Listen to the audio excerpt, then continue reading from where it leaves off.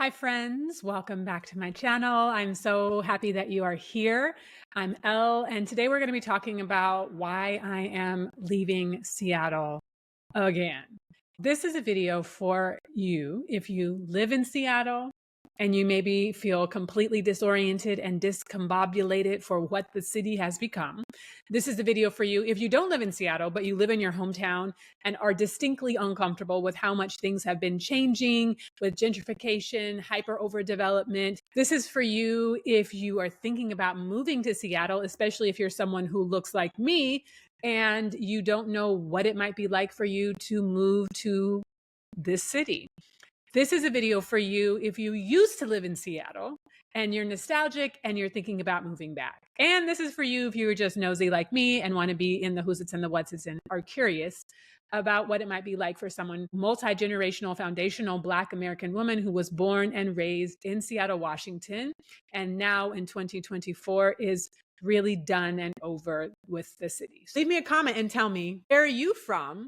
And do you still live there? I love, love, love, love, love being from Seattle. But if you know, like I know, things are different. So a little bit of backstory.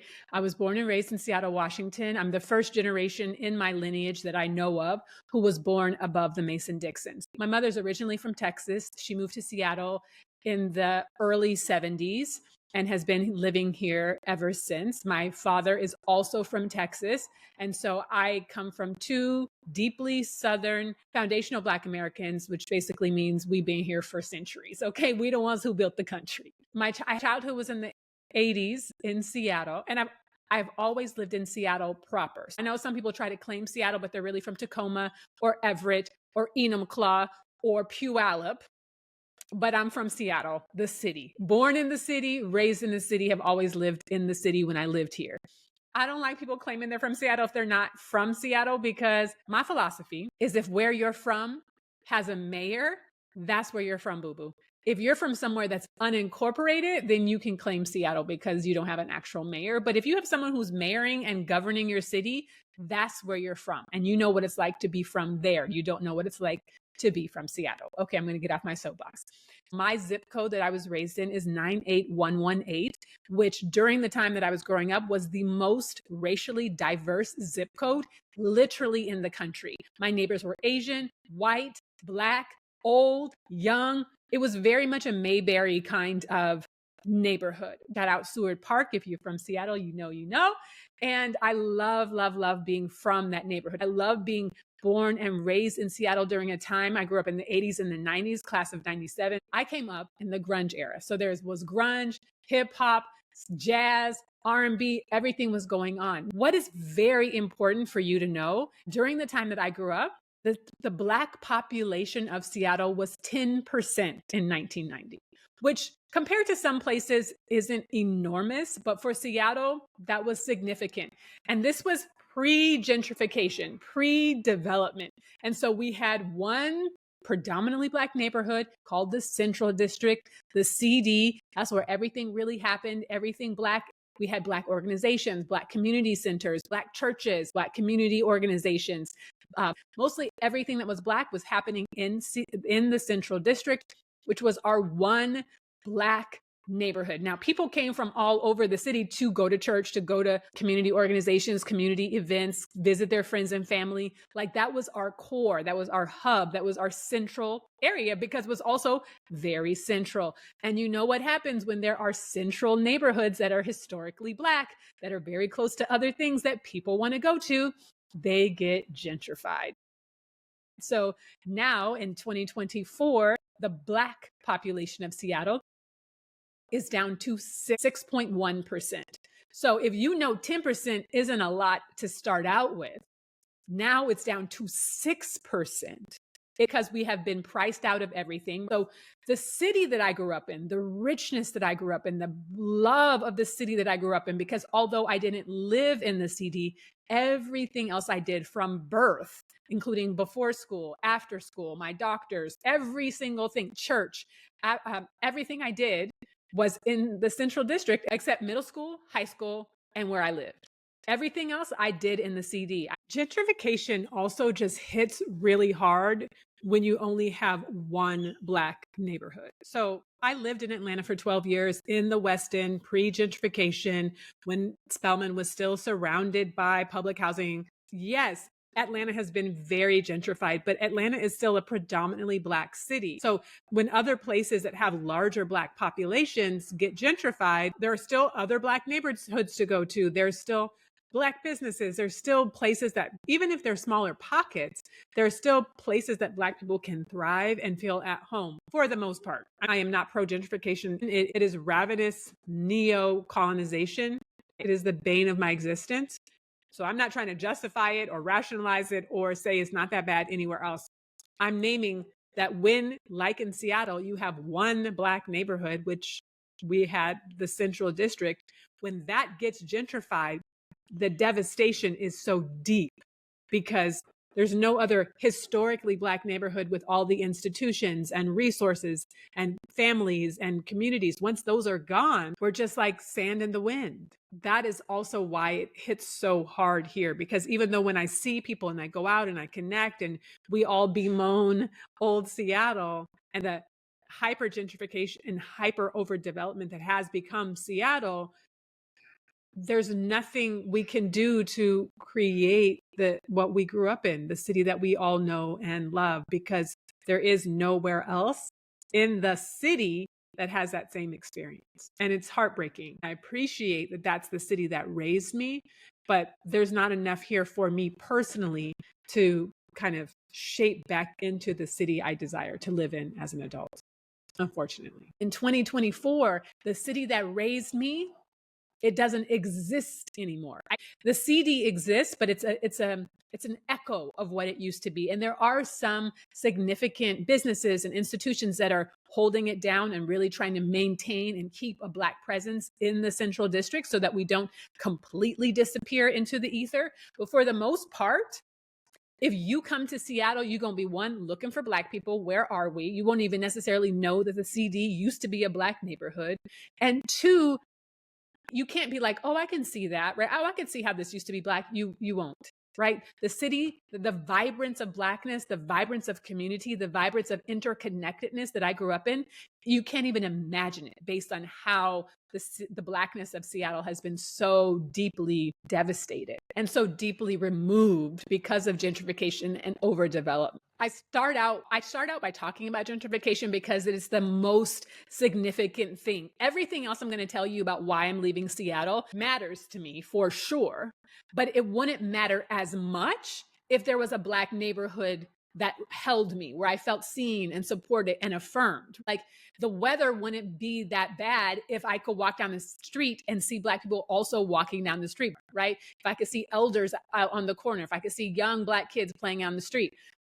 That doesn't exist anymore. And so the weather, number two, the weather is what really just is not sustainable for me. Although, again, I was born and raised, I'm used to 10 months of overcast. I'm used to rain, rain, rain, rain, rain all the time. But when you also have a vibrant community of belonging, the rest of it doesn't matter as much. So for me, I need sunshine. I need heat. I need to be outside. This is a non-negotiable for me at this point. Something else to note is that I am an orphan of estrangement, which essentially means, if you're not familiar with the term, is that I am an orphan, but my family is still alive because I'm estranged from them. And so my family of origin is in Seattle, but because I'm not in relationship with them, it amplifies the sense of isolation and loneliness. Another thing that makes being in Seattle as an unambiguously Black woman with two unambiguously Black parents is that Black women who are unambiguously Black are not hot on the dating scene. I don't get a lot of dating experience when I live in Seattle. We are not the hot commodities. No matter who you want to date, in my experience, it is very difficult for unambiguously Black women to date in Seattle. And the truth is, that's always been that case for me. I had a great relationship when I was here, when I was younger, from high school to college. Then I moved to Atlanta and lived in Atlanta for 12 years, dated, was in relationships. That was great. But if I hadn't been in that relationship that took me basically all the way through high school, no one would have been checking for me. Seattle doesn't really check for unambiguously Black women. If you have questions about that, leave them below and I'm happy to answer. As a woman of a certain age, I'm ready to have an active romantic life. I'm ready for that. I took a few years off to do some other things, but I'm ready now to be back in the dating life, to be back in the romantic world. And Seattle just is not checking for me like that. And I don't want to be wasting any time getting anybody to pay attention to me in this city, because walking down the street, people don't even make eye contact. And I'm saying, if you're from somewhere else and you're Black and you're used to Black people nodding or saying hello or speaking, you want to leave that behind when you come to Seattle, because that is not what's going to happen, especially if you're an unambiguously Black woman. Especially if you're just trying to say, hey, what's up? Nods, winks, hellos. None of that is going to be what's in your experience. And I just want to prepare you, because it can really amplify loneliness, especially when it's gray, it's wet, it's raining, you ain't got no Black community, and people ignoring you walking down the street. Nobody wants that. I don't.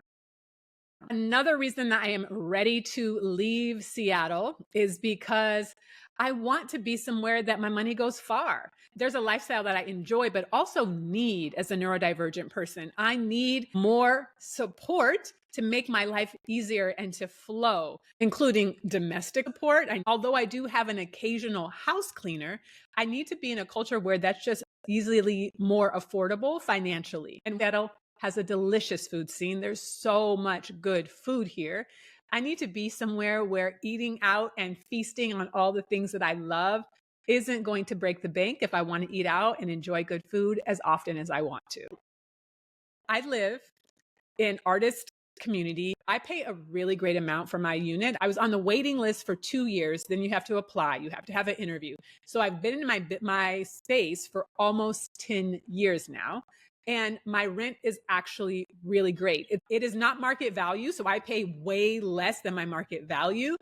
So if I were paying regular market rent, it would be through the roof. But that's one of the high points of me being able to come and go when I'm not in Seattle. I can still have an apartment here without paying market value. So whether I have someone here who's just watching it while I'm gone or not, it's not breaking the bank for me still to have a unit and to not be in town.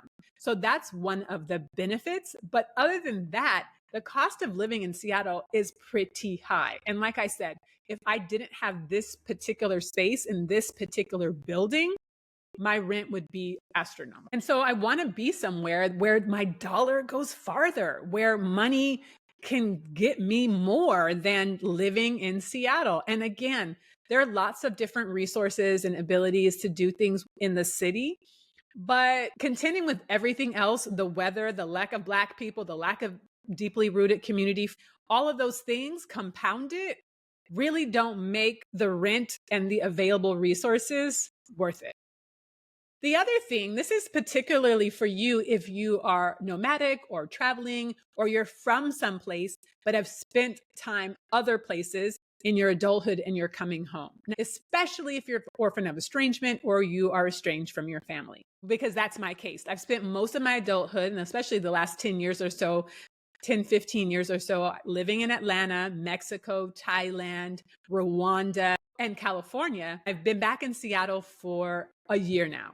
Something that I've noticed since coming back is, even though there are people here who I love, who I grew up with, who I have deep roots with from decades and decades ago, who I love to see, they love to see me, because I haven't been here throughout my adult life, we haven't built adult relationships together. We haven't built adult dynamics. And so we can fall into nostalgia, which I love. We can fall into enjoying each other, but the actual strengthening of the bonds throughout adulthood in kind of like everyday or regular consistent connections and interfacing and talking and doing things together, I wasn't here for that, right? I wasn't here. I was all over the world doing it. And so sometimes there's kind of a disconnect, because as much as we love and appreciate and enjoy each other, the bonds aren't as strong as they would be had I been here and we had been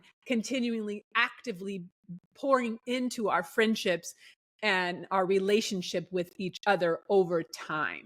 And so I'm grateful for the deep rootedness and for the love that my friends and community have for me. But often it feels like acquaintances, even though the roots are deep and the love is strong, but know each other more. We're as acquaintances than deep kind of everyday friends. And I long for, love, and desire a community of deeper bonds, of stronger bonds, of more regularly nourished and activated bonds. And so knowing that all of these other factors that I'm naming about Seattle, it's possible, but it's kind of like I'm on a different track than many of my friends and acquaintances. They've been here. They've been putting in the time. They've been putting in the energy. They've been investing in the communities and the relationships. And so they have these communities and bonds. A lot of them also are married and have kids. And so they're on completely different trajectories because I'm not married, do not have kids, and have no desire to. And so we're on completely different trajectories. And so again, while the love is there, it often feels more superficial than what I desire. I love deep, regular connections, deep, regular outings and time spent together, which is why I think would better serve me to be somewhere else where people are kind of similarly starting over or similarly in a different chapter of their lives. I find great friendships often when I move abroad because people are often in that kind of also seeker, exploring, starting over kind of journey. And even if they have community or family at home, when they're in a new country, they are having to start over and figure out who are my friends, how do I build relationships, how do I build connections. And so I think just statistically, numbers wise, it would be more feasible for me to be in another country where people are also looking to and actually desire and wanting to have deep connections and friendships with new people that they're just now meeting. And so I'm in a space where that is something I recognize that I need, and where I want to put myself in a place where that's going to be easier to create. And still maintaining my friendships that are here, of course, but recognizing now the tone and the tenor of them helps me understand what I need and actually want in order to thrive in my friendships. Because friendship is really, really important to me. So now I know what I need in order to create the kind of relational world that actually nourishes and supports me. Also, another reason I know I have to leave Seattle is because I feel myself frowning and being very guarded because I just don't feel emotionally safe in this city. There aren't a lot of Black people. There aren't a lot of Black women. There's a lot of passive aggressive. There's a lot of aggression. There's a lot of subtle aggression. And that's not a place I actually enjoy being. I don't enjoy feeling like I'm being surveilled all the time, whether I'm at the grocery store, the Trader Joe's, or in my own building. And I have a whole bonus story that I'm going to tell you in a second about the chaos of my building. Despite the great rent, these people here are cuckoo for Cocoa Puffs. But more about that in a second. I think that's indicative of Seattle, but it's also true for the country at large. I think for the most part, people are still recovering emotionally and psychologically from the pandemic. Americans are not well. We did not go through the pandemic well in a country that took actually good care of us holistically. And I think we're still just trying to recover, and people are just kind of getting back into their automated capitalistic groove, but people are scared of each other. There's a lot of scary things happening interpersonally, and people aren't learning how to or remembering how to rely on or resource or trust or connect with each other. I feel always on the outs. In addition to all the other reasons I name, I feel surveilled, and I feel like people are suspicious of me in ways that I've never really experienced here holistically. Like shopping at the grocery store, being asked questions by people who work there, feeling like I'm a suspect by people who are working there. This is top of my mind because it's happened recently, and I'm like, I don't want this. This is not it's not worth it to me. It's not worth it. And I will shut somebody down. Don't get me wrong. I have no problem checking somebody, but that takes a lot of energy to me mug, to be guarded, to check somebody, to have to decompress emotionally and energetically afterwards. I don't want to go through all that in my day-to-day life. And there are plenty of places in the world where I've not felt like that, where I've felt safe and not surveilled, where I could come and go as I please, that culturally just has a much more joyous culture, and countries that actually care about their citizens. Now, here's a bonus, because this is an incident that happened in my building, but you may be familiar with this kind of crazy person as well. So, as I mentioned, I live a lot of places. I've traveled a lot of places all over the world. And sometimes I have people staying in my place when I'm not here just to keep an eye out, and it gives them somewhere to be, a great apartment. Last year, when I was living in Los Angeles, someone was in my apartment. It had just come in, was just getting settled, had just set his stuff down. And he sent me a text message and he said, someone keeps knocking on your door, and every time I keep answering it, no one is there. And I said to him, because I don't mess with none of these jokers in this building. Okay, I'll mess with none of them. None of them. I said, I got no friends in this building. No one should be looking for me. No one should be missing me. No one should be wanting to catch up and just stopping by to have a chit chat. None of that. So I said, whoever is doing this, they are not my friend. Next thing I know, he sent me a video and said, this just happened. And I will insert the video now. Does she have any drain cleaner? I'm sorry, she does not. And you don't need to be coming into her apartment without her permission. No, I know that, but I didn't know anybody was here. Okay. Shocking, right? It should be pretty obvious what's happening here, but let me just give some context. So I live in a 100-year-old school building that has been converted into artist lofts. It's not a modern building that has like management on site or anything like that. And so at the time we had two key holders, an AM key holder and a PM key holder, which basically means if you got locked out of the building, that's who you called to let you back in the building. Now, the person on the video was one of those key holders. And yes, you heard correctly in the video, she had decided to let herself into my building with her key because she was looking for Drano. Now, this is a person who I have actively ignored because she is a beep, okay? Consistently for all of the time that I've been here. I actively ignore her. If I see her, I will walk past her and not look at her because she is actively rude and mean. So there's no way that she could have thought it would be okay to come into my apartment to shop for Drano because her sink was clogged, as if I am a convenience store, a local 7-Eleven, or anything else, period. So she defended herself, as you heard in the video, saying, I didn't know anybody was here. And I'm so glad with his millennial brilliant brain that he thought to record, because I would not have thought to record. I would not even thought to bring out my phone, but I'm so glad I have evidence, which of course I sent to the rental office, and she was removed of her key holder status, but she still lives here. And when I sent out that video we have a building listserv. When I sent that video out to the building listserv, there were people who responded to the concrete evidence of her breaking and entering my apartment in an attempt to rob me by saying that she had taken out their cat when they needed help, that she had been so useful using her key when she needed them, defending her, explaining her. I've had two people in person say to me, well, was there any reason that she would have done that? Why do you think she did that? And I'm like, oh, all y'all are crazy. That's why I don't mess with none of them. None of them. That's just one experience of the entitlement, the harassment, the crossing of boundaries that I've experienced in this building. So the only reason that I even have a place here is because of my rent. But as soon as I find somewhere that I actually want to be long-term, that I actually want to set up shop and live, I'm going to be ready to officially move all the way out of Seattle. But if I'm going to be paying for a storage unit anyway, I might as well pay for an apartment that I could come and go as I please. So I feel unsafe in my building because not only do I have someone who felt comfortable coming and going and entering my apartment, building management can't even enter your apartment without a 24-hour notice.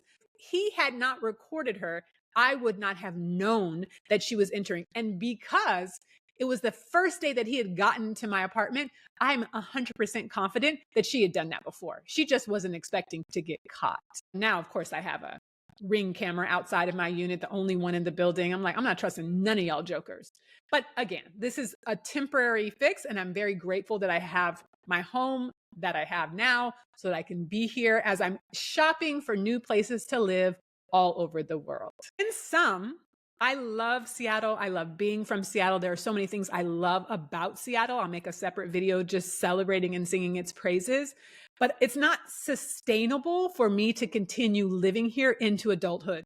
The things I desire for myself, how I want to feel in a city, how I want to be connected somewhere that I'm living, how I want to feel part of and belonging, just don't feel here anymore. It's just not the home that I love. And the roots that I have here, while deep and wonderful, I think of more as heirloom roots versus actively growing new trees. So that is my thoughts about why I'm leaving Seattle. Let me know if you have any questions and I will answer. I think it's a great city, especially for unambiguously Black women. If you've already come with a family in tow, or you don't need to be out and about in a romantic world, in the romantic life, and you have different needs that are going to flourish, nourish, and sustain you. I have other videos coming out very soon about where I'm looking to be possibly moving, what I'm looking for in a new place, the things that I am looking for from over 20 years of being nomadic and living in all kinds of places all over the world. These are the things. I'm not ready yet to reveal exactly where I think I might be moving next. But if you have a guess or any suggestions of places that meet the standards that I've already kind of named internationally, because domestically, the only place I can imagine living in the US is New Orleans, which is, of course, always on my list. So don't tell me nowhere else in the United States that I might want to live. I don't. Okay, New Orleans is the only place. But if there's somewhere internationally that you think I might resonate with, please feel free to share with me your suggestions and why you think I might like it. Meantime, leave me a comment and tell me, where are you from and do you still live there? Bye for now.